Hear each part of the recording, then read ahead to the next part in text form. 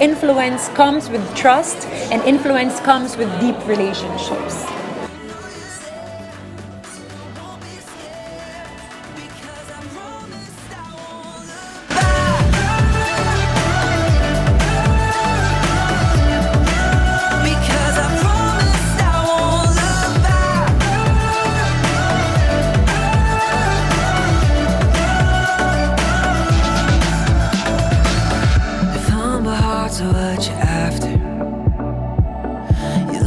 My name is Venus. Actually, my full name is Maria Venus Ra. I was Miss Universe 4th runner-up in 2010, and now I'm an active member of Christ Commission Fellowship, where I disciple young ladies.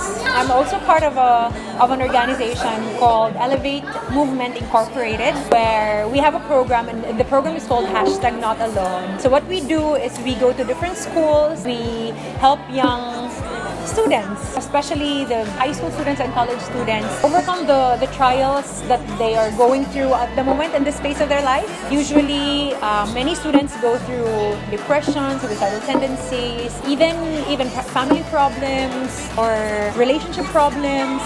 So those are the things that we do. We, in a way, help them overcome the things that they're going through. So that's it. That's what I do now, and that's something about myself.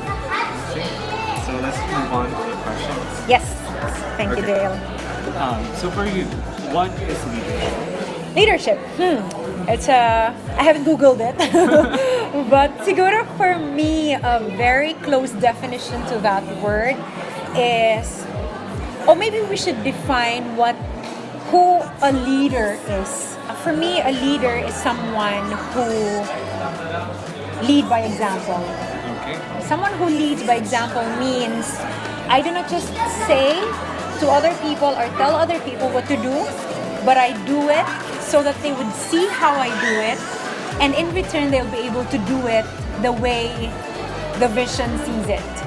So leadership to me is leading by example, not just by telling other people what to do, but showing it and showing to other people how to do it. Do you think leaders should let their constituents do, or should they let their followers do? I want to put that in a context. Let's say you're a leader in a community. Let's say you have a position in a community. Let's say one of the small, aside from the family, this basic unit in the community. Let's say in the barangay level. Let's say I'm the barangay captain, and the question is, do I let my constituents fail? I don't think there is any leader who is seated in a position who would wish to let their constituents fail. But I think in this life, it is inevitable to fail people. It is inevitable. But we do not wish to fail anyone else. But there are circumstances that would lead someone, let's say a leader, to fail their constituents. But as much as possible, you do not want to fail anyone. If I'm gonna apply that to myself, this is how I do it. Yes, I walk my talk.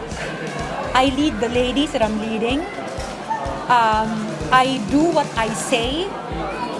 But there are circumstances that I really fail. When it comes to failing the people that I lead, I think it's inevitable for me that sometimes they would feel na parang disappointed when it comes to my leadership.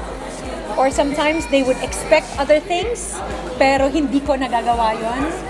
But at the end of the day, the question for me as a leader is, who am I to please? Sino ba dapat? Am I to please the people that I lead? Or am I to please the one whom I serve? Who am I serving in the first place? So if I'm just serving people, it's so easy to please people. I just do what you say. That's it.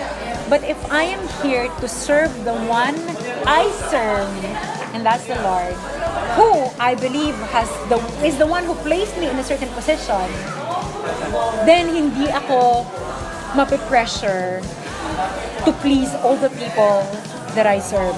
in the context of the community, I think a leader wouldn't be pressured to please all the constituents if the leader knows whom he is serving.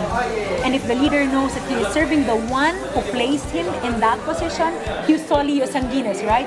The law of the land is the law of God. If he knows that it is the Lord who placed him in that position, then he knows whom to please. Kasi mapapagod siya if he will continue to please the constituents, and that's thousands and thousands of them. If he knows where he's standing, I think that would be his core.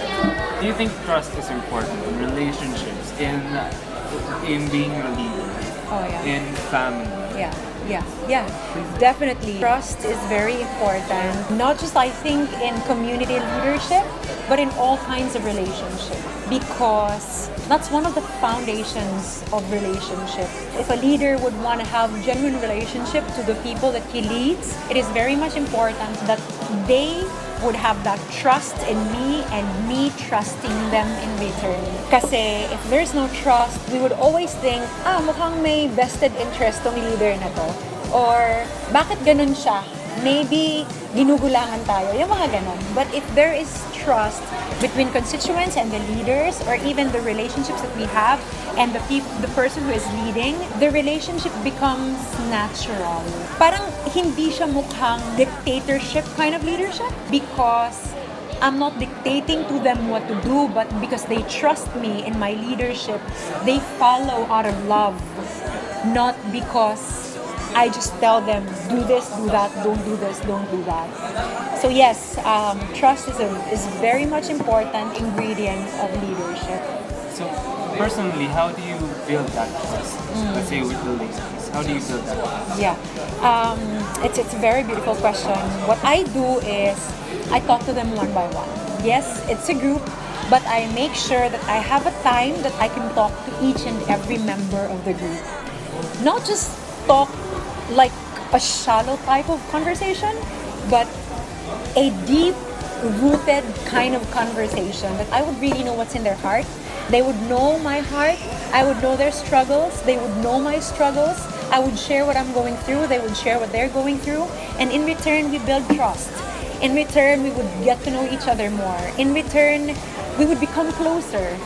And parang hindi nagiging mahirap yung leading them, because in the first place, alam nila na ako mismo as their leader, I also have flaws. I also have struggles. I also have a lot of things that sometimes I don't understand, and I need their help. So parang ganon na in return, they wouldn't expect that much from me, because they know na tao rin tong leader natin. And she's also not immune to, let's say, temptation or trials or challenges or problems. Kasi alam nila na tao rin to, may pinagdadaanan din to. So we have to understand her also. And in return, I would understand also where they're coming from. So yes, I think in every type of leadership, trust is very much important. And having a deep relationship with the people that you lead is also important, because you wouldn't be able to influence them as much if you don't have a personal relationship with them. So influence comes with trust, and influence comes with deep relationships. In what ways are leaders essential to the development and function of our society? I always believe that in every group, every community, or every society, there are leaders. And their role is really to bring people together, to conceptualize what it is that they want to do, what is their goal, and then to eventually help execute it and get it to where it's supposed to go. I think leaders have the capacity to be able to see the big picture and to also be able to sort out who should do what, because it's always a group thing to get something done. Then maybe manage people, but most importantly, I think leaders have to be of a certain character type. They have to be humble, they have to be confident, they have to be firm and determined, but they have more than anything, they have to be able to engage everybody who is working with them to achieve those goals. And I think that is what is a big contribution to society. Being a woman leader, I think, is a little bit more difficult, because not everybody likes to listen to you. But I don't think that's a hindrance.